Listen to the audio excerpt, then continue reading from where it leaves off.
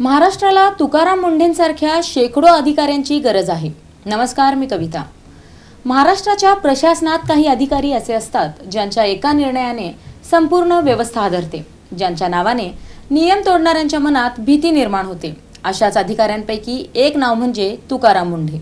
आज अनेक नागरिक एक प्रश्न विचारतात, महाराष्ट्राला तुकाराम मुंढेंसारख्या शेकडो अधिकाऱ्यांची गरज आहे का?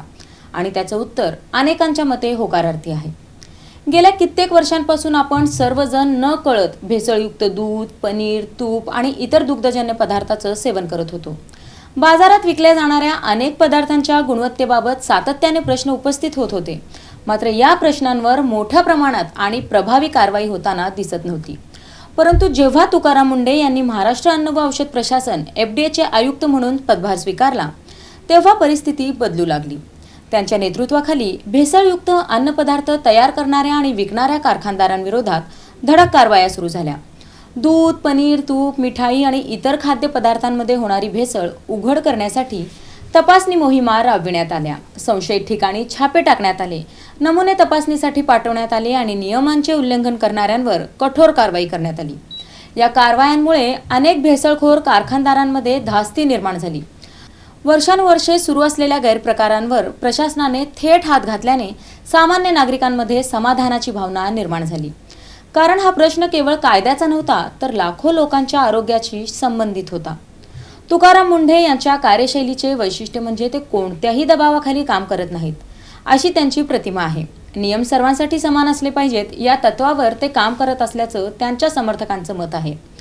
त्यांच्या कारकिर्दीत अनेकदा मोठ्या कारवाया झाल्या, अनेक प्रभावशाली घटकांवरही कारवाई झाली आणि त्यानंतर त्यांची बदली झाल्याची उदाहरणंही दिसून आली।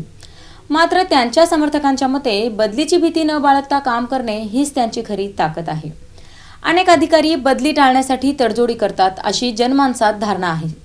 परंतु तुकाराम मुंढे यांच्याबाबत अनेकदा असं म्हटलं जातं की बदली होईल की नाही याची चिंता करण्यापेक्षा योग्य काम झालं पाहिजे याला ते अधिक महत्त्व देतात। अर्थात त्यांच्या कार्यशैलीवर टीका करणारेही आहेत। काहींच्या मते प्रशासनात संवाद आणि समन्वय यांनाही तितकंच महत्त्व असतं, पण समर्थकांचं म्हणणं आहे की जेव्हा जनतेच्या आरोग्याचा प्रश्न असतो तेव्हा कठोर कारवाई अपरिहार्य ठरते।